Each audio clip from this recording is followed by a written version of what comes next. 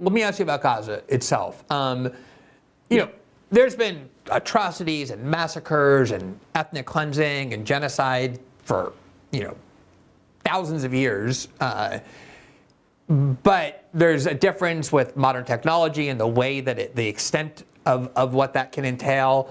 But we also now have the ability to watch it in real time, no matter where you are in the world. You see every day what's being done to Palestinian life. I mean, it's basically being eradicated. No schools, no hospitals, no food, all deliberate destruction of an entire society of 2 million people with the intent to drive them out or just eliminate them altogether. In your lifetime, and I know there have been a lot of kind of massacres and horrible things, where do you kind of rate this in terms of magnitude and criminality as compared to other types of, I don't want to call it a war, it's not really a war on a helpless, armless population, but I think it is time to call it a genocide. I thought that for a long time. I don't like to bicker over that word, but where do you place it? Well, there is war, which in itself is a crime.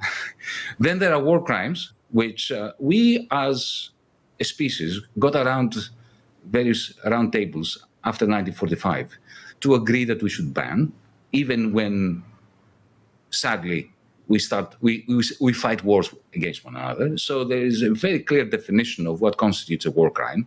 So forceful removal of populations, intentional starvation of populations, using populations in any particular way, and targeting populations in order to kill combatants that may be hiding within the populations, the human shield story. These are all outlawed by international law. That's what the greatest achievement of the Second World War. The other day we had the 80th anniversary of the defeat of the Nazis. If we got something out of that, was this basic fundamental agreement of what constitutes a war crime. Now, above a war crime is a genocide, which is an attempt to eradicate in whole or in part a population, an ethnicity, a religious group. Now, there is no doubt that if Srebrenica and Rwanda fell under the heading of genocide, most certainly Gaza falls and becomes the textbook case. I mean, in the next 100, 200, 500 years, it will be taught, if we still have universities teaching international law, it will be taught as a prime example of a genocide.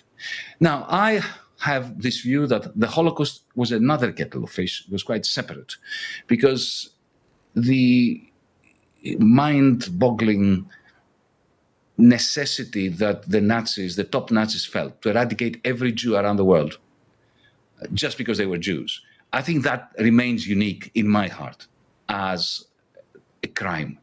I have no doubt, for instance, that if, let's say, the Palestinians decided all to drop their connection to their land and leave Palestine, then I don't think that Mossad will be chasing them in South Africa to kill them just because they were Palestinians.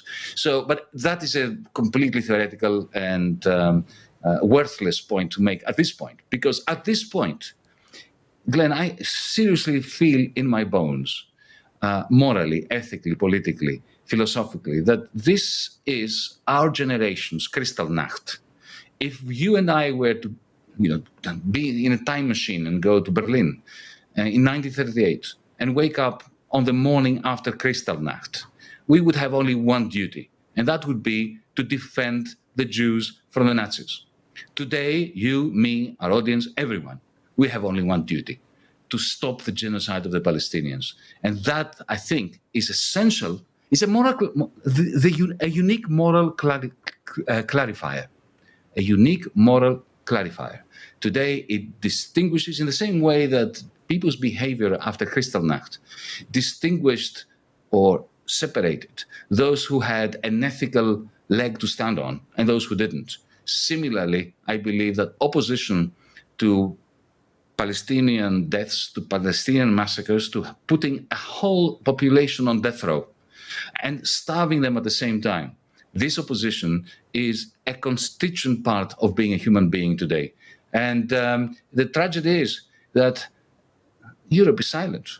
except for some of us demonstrating, some impressive demonstrations, which come and go, we will be stigmatized by this. And so will you on the other side of the pond, in the United States, in Canada, in Australia, for that matter. Where is the global solidarity of nations coming together? Where is the coalition of the willing to stop our generation's genocide from proceeding?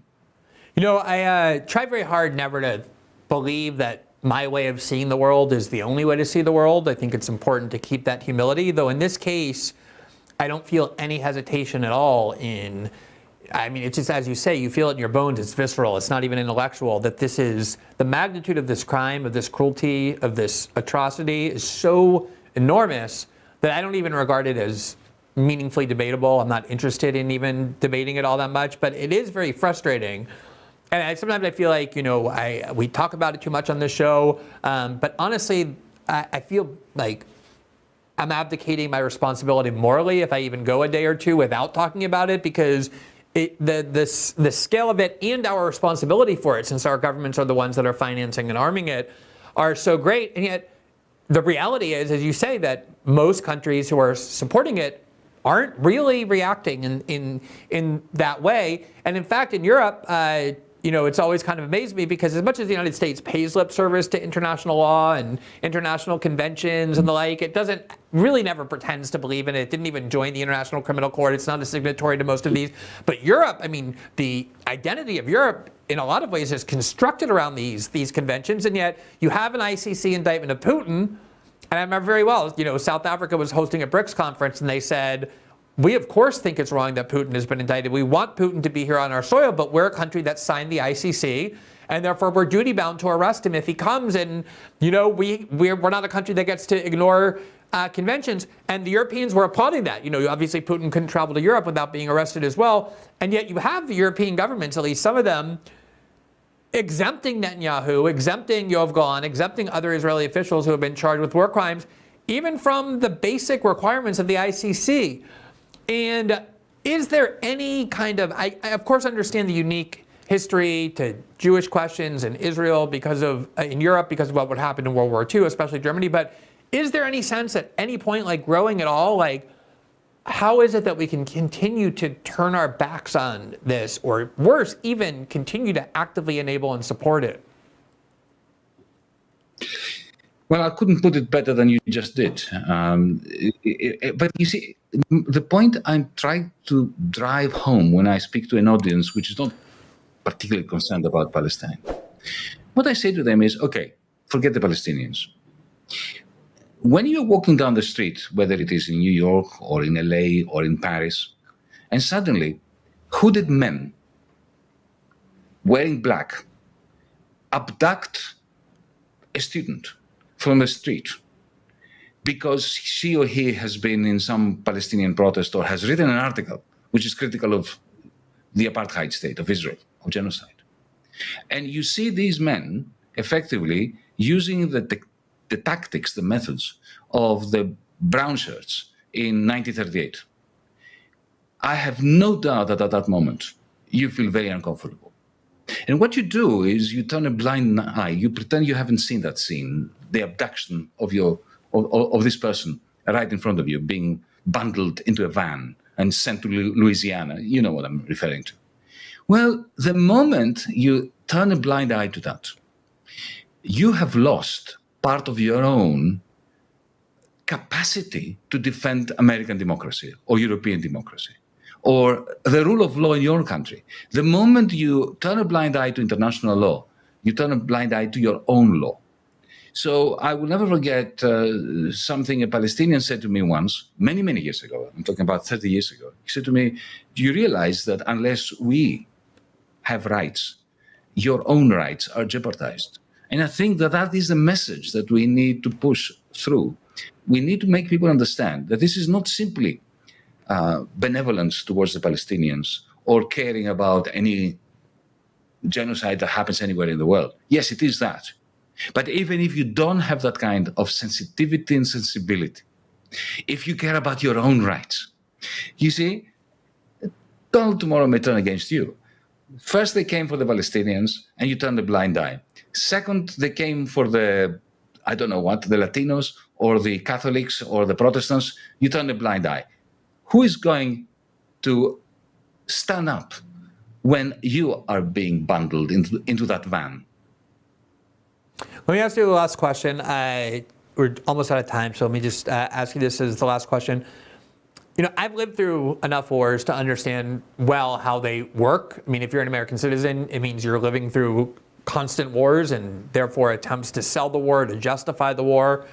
And it's always amazing to me, there's this trend that's so clear in data that once you unveil the war and you give the excuses for the war and the pretext for the war, people get very nationalistic. We're tribal beings. You can easily get 60, 70% of the people to support the war. And then very shortly after, they start asking themselves, wait a minute, why are we in this war? Like, it doesn't seem to have any effect on my life, and we're killing huge numbers of people. We're having our own citizens killed. We're spending lots of money. And then also it turns out that every time we're sold this case, like in Vietnam, this Gulf of Tonkin lie, and obviously in Iraq with weapons of mass destruction, and we were told in Libya it was just to protect Benghazi and not a regime change war, over and over and over. We realize, we've actually been lied to. And yet every time a new war is presented with these new pretexts, people it's very effective propaganda. They play on people's primal emotions and the like, and that's why it works. It's a science. And so, of course, anyone who listens to our conversation and hears what we're saying about the destruction of Gaza will say, yeah, but, it's only because of October 7th. Like, this attack on October 7th was so savage and brutal that whatever the Israelis do, even if they wipe out all 2 million Palestinians, it will have been justified because of this attack. No, there's a lot of arguments, just like where people wanted to invade Iraq long before 9/11 and then got to use the excuse of 9/11 to go do what they always wanted to do anyway, that this is something the Israelis have been wanting to do and planning to do for a long time, and that October 7th sort of became the pretext. What is your view on sort of what the real Israeli intention here is, and the evidence for the fact that it certainly doesn't have anything to do with the hostages, as their families have been saying for a long time in Israel, but really October 7th is more the pretext than the cause? Truncating history is a very well-tried technique for justifying massacres and genocide. And if you look at every colonial ruler, whether it was a British in Australia with the frontier wars, how did they justify the fact that they killed half of the Aborigines during the frontier wars, when they essentially took the whole of the Australian land and declared it terra nullius and made it their own?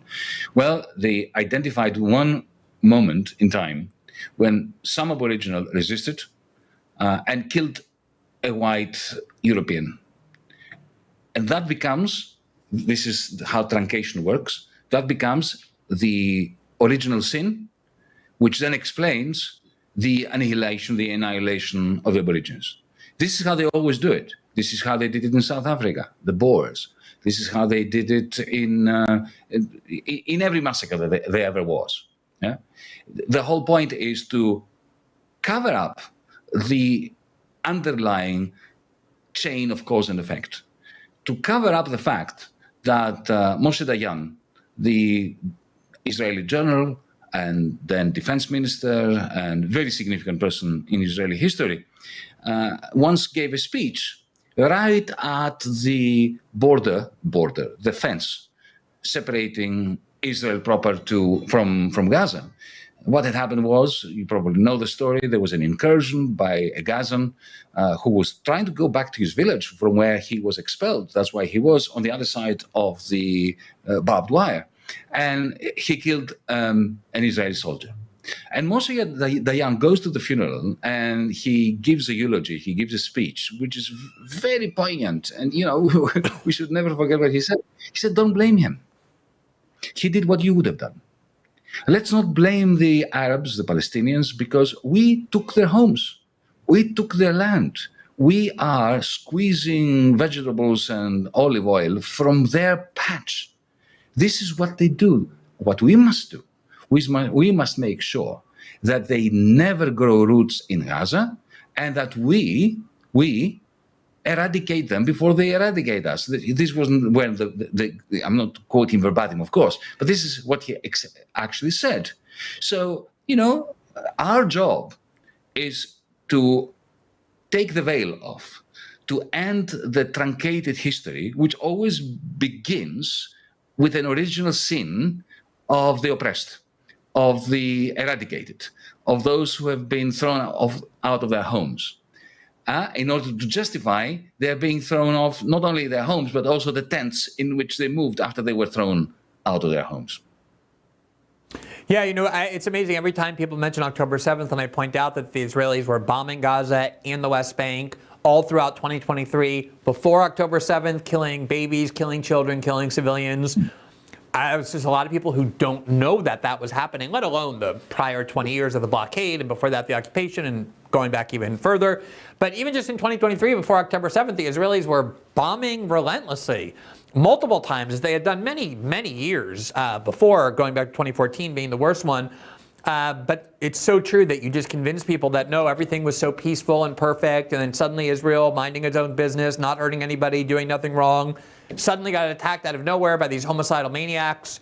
And so now you have to just let the Israelis go do whatever they want. It's incredibly effective propaganda, to the point where, I don't know, sometimes I get very alarmed by how well-developed propaganda has become over time. And I think the tactic that you just identified of truncating history is one of the crucial features of it.